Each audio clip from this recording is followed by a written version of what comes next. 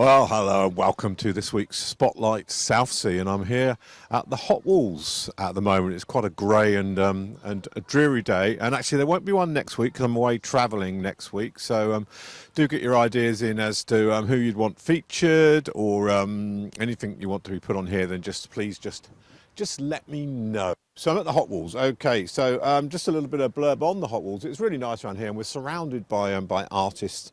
So they've got a thriving creative sector, and affordable workspace is in great demand. The Sunday art sales that took place in the Arches, so they were doing this at Point Battery since the late 1950s, provided the inspiration for this unique project. The site has a fascinating history as part of the city's historic defences against invasion. In 2014, Portsmouth City Council secured funding to transform its largely disused buildings into a vibrant new creative quarter. And I remember when it was disused around here, not an awful lot going on. Our makers work from 13 studios alongside a deli-style cafe, and that's the canteen. And I'm going to go and grab a coffee there before I go back after doing this. So what we've got here, this Hot Wall Studio has given a new lease of life to this area, and if any of you that have been down here, you would have seen that. It's an incredible heritage site, while at the same time helping to expand the city's creative industries and providing new jobs and business opportunities. Now I've got a few I'm going to read out. Apologies if I've missed you out. But Carl Rudziak, artist, oil drawing and charcoal. We've got Laura Bennett, jewellery maker. Emma Nicole, designer and illustrator. Sadie Tierney, painter and printmaker. Kim Edith, textile artist. I'm going to talk a bit more about her. And then James Moulond. And I went in and went into Kim Edith. That's her studio just there. Excellent stuff she does there, working in textiles. She's just getting ready for an art fair she's doing, which is in Leicester. And I don't suppose anyone will be travelling up to Leicester to go and see that, so I won't mention that.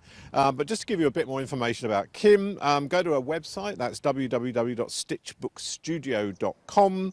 And you've got Kim Edith Burton at hotmail.co, and she's also on Instagram and as I just said, on Facebook as well. So do come along and support these artists, mostly local artists doing a lot of good work here. So yes, do that.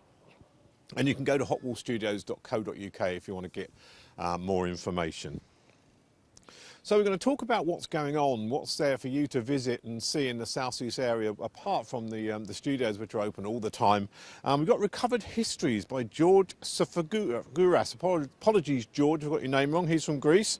That's been going since Friday the 18th to Sunday the 27th of October, 9 to 5:30 at Portsmouth Cathedral. And it's fascinating. This is an exhibition of new work created by printmaker George, and I won't slaughter his name again, inspired by members of the refugee and asylum seeking community, including Bishop of Loughborough, Bishop Gooley. They are multi-layered images drawn from historical contemporary sources, sharing personal histories and cultures. So we do hear a lot of bad things about refugees and asylum seekers, etc. And there's a bad taste in your mouth when you hear that happening, which is not true. These are just people coming over trying to find a better life. So that's a fascinating and another look at how we can see and change our attitudes towards asylum seekers and refugees, etc. And let's not forget that a lot of us and a lot of people who came to England, even some of my ancestors, were refugees in the first place anyway, and it's what makes England and the UK such a fascinating place. Community Conversations Poetry Workshop. This is by Journeys Festival International. Central Library in Guildhall Square. That's Saturday the 26th of October 2019, and that's 10 to 12:30. Naomi Foyle joins Tongue and Grooves in the Community and Journeys Festival International's Portsmouth. It's a free poetry workshop, basically, exploring themes of home, hope and journeys, taking inspirations from poems written by members of Portsmouth refugee and asylum seeking community. Okay, so another theme on a fascinating subject. The workshop's suitable for all levels of experience, whether you're an award-winning writer or a complete beginner. Takes place 10:15 to 12:15. That's Saturday 26th of October, Central Library at the Guildhall Square. And there's going to be a public reading by Naomi Foyle following the workshop, with workshop participants will be welcome to stay for. And her poetry is inspired by travel, politics and football, and it's part of a Journeys Festival International in Portsmouth, which is also George's exhibition as well, all on the same thing. Now I'm going to go and plummet deep down from highbrow to lowbrow. What to do? Well, there's a pub crawl on Saturday if you want to go along. It's a free weekly pub crawl event in Southsea at the Lord Palmerston, 84 to 90 Palmerston Road. Who? Well, their attendees apparently come from all walks of life and share a passion for pub crawls. Why? Why not? Where? We meet at the right-hand side of the main bar.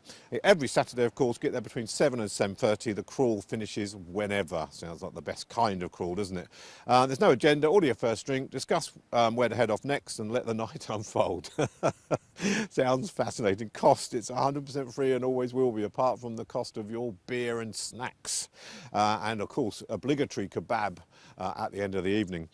Dress code, because it's an unmanned event, whatever that means, wear something purple. When you see someone wearing purple on the right-hand side of the main bar, just say hello. Be courteous and wear something purple, that's the only rules. The next one, slightly market, maybe not an awful lot, is Oktoberfest at the Gaiety Bar. There'll be Oktoberfest on the 26th, that's this Saturday, between 7 to 12. Tickets are £7. Get your lederhosen out, brush them down and put them on and wear them with pride. Where to eat? Well, this is a place I've been to with my wife. Now, it's a little bit pricey, I must admit. Okay, not everyone's cup of tea, but I think it's very good and you do get a lot for your money, and that's Restaurant 27.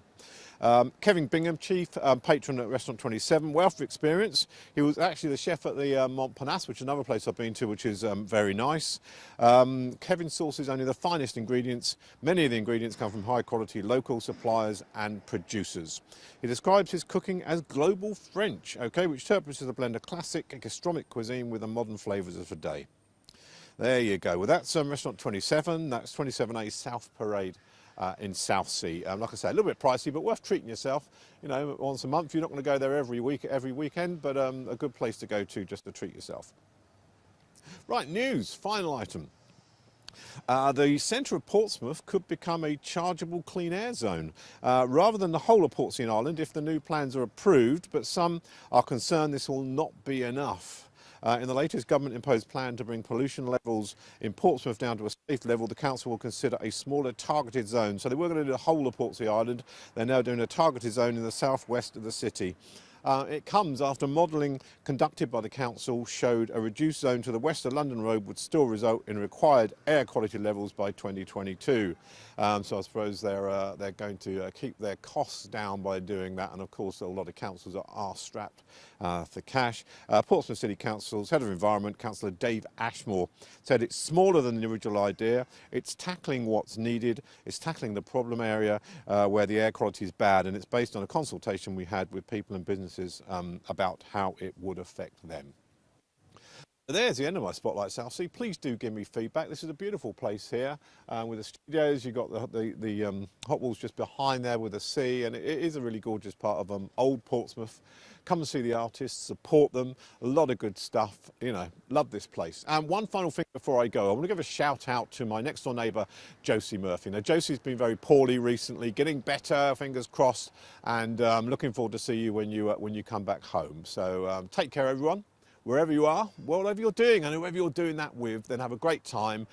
See you in a couple of weeks now, but there will be, just to keep you advised on this, there's going to be the Southsea Folk podcast where we're going to be talking to different people around Southsea. That's one come out with Laura, the wine taster, this week. Next week there's going to be one about the Portsmouth distillery, so do keep your eye on that. We'll have a listen, download it, listen to it in the bath, put your best Michael Bublé CD on, glass of red wine. You can't go wrong.